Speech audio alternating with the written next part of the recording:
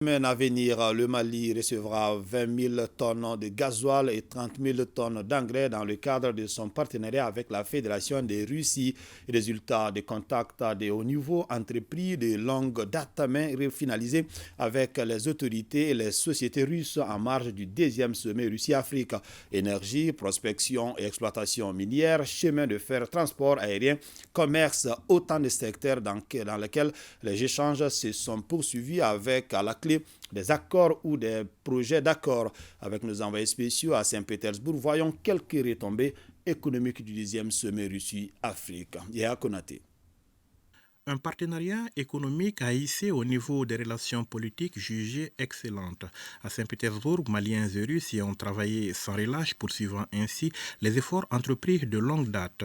Résultat, à l'annonce par le président Poutine de l'envoi dans les prochains mois de 25 000 à 50 000 tonnes de blé dans 6 pays africains, dont le Mali, s'ajoutent d'autres bonnes nouvelles. Je rappelle que les premiers 50 000 tonnes de blé sont arrivés et ont été distribués à nos opérateurs qui sont dans le domaine de la boulangerie.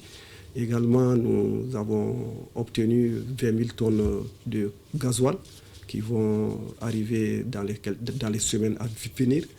Également, nous avons obtenu 30 000 tonnes d'intrants agricoles, toutes choses qui doivent nous permettre d'abonder un fonds qui va nous permettre d'assurer et de garantir l'approvisionnement régulier et correct du pays en denrées alimentaires, et notamment des produits pétroliers, des intrants agricoles et le blé. Conscientes que la résolution des questions énergétiques constitue la base de tout développement, les autorités maliennes ont eu des échanges sur la question ainsi que sur celle de l'exploitation et de la recherche minière avec le partenaire russe. Des questions sur lesquelles les parties sont parvenues à des accords ou des projets d'accords. Nous avons signé des accords et nous sommes en train de finaliser d'autres accords pour pouvoir amener la partie russe à venir investir avec nous dans des barrages et dans d'autres sources d'énergie que nous allons développer par la suite. Également, nous avons validé les derniers termes d'un accord de partenariat en termes de géologie et des mines.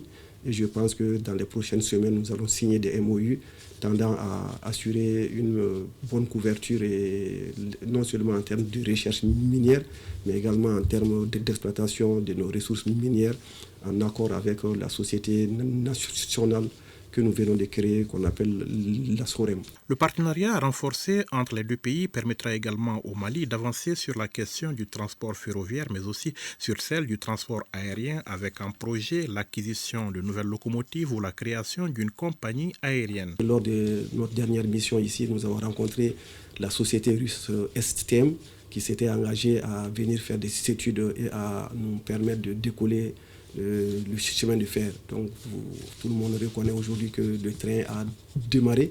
Maintenant, nous avons poursuivi les échanges en vue de signer un accord pour venir faire des études nous permettant d'avoir non seulement des trains qui roulent au standard, également que de pouvoir obtenir des trains qui roulent au métrique. Parce que les accords sont en cours de signature et nous ont envoyé déjà le draft et nous sommes en train de regarder pour pouvoir signer cet accord. Dans le même temps, nous sommes engagés à acheter avec cette société des locomotives nous permettant d'assurer la continuité de ce service. Au-delà de ça, nous avons échangé sur le transport aérien. Vous savez que le Mali regorge de 34 aéroports intérieurs, des aéroports dont certains sont aux normes internationales aujourd'hui.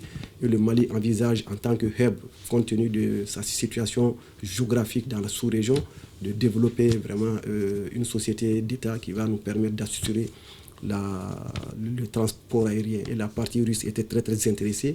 Et je pense qu'également dans les prochaines semaines, nous allons avancer sur ces questions. Sur le plan du commerce, Maliens et Russes décident d'aller beaucoup plus loin que les simples échanges commerciaux, avec en ligne de mire l'accélération des investissements étrangers et précisément des investissements russes au Mali. Nous sommes venus leur dire que le commerce est très bien, mais nous voulons surtout qu'il y ait un transfert de compétences pour que les opérateurs privés maliens puissent nouer des partenariats afin de créer des valeurs ajoutées chez nous. Voilà pourquoi les opérateurs qui étaient là ont tous eu à avoir des contacts et des contacts assez avancés. Et l'État même a eu des contacts, notamment, comme je viens de le dire, en matière énergétique, en matière de recherche minière et en matière d'exploitation minière. Il s'agit désormais de donner un autre contenu qui est de venir installer des capacités chez nous, permettant non seulement de recruter beaucoup de personnes, de créer une valeur ajoutée et de permettre vraiment à notre pays d'avoir une certaine croissance. La journée du Mali au Forum économique et humanitaire a été l'occasion pour le ministre de l'économie et des finances d'exposer aux partenaires russes et étrangers les potentialités du pays et les opportunités que cela offre aux investisseurs à travers le stand Mali, l'un des plus animés et des plus visités au cours de cet événement à caractère économique. Le Mali qui, avec l'appui du partenaire russe, entend désormais saisir les opportunités que lui offre l'entrée en vigueur de la zone de libre-échange continentale en mettant un accent particulier sur les secteurs dans lesquels notre pays dispose d'avantages comparatifs.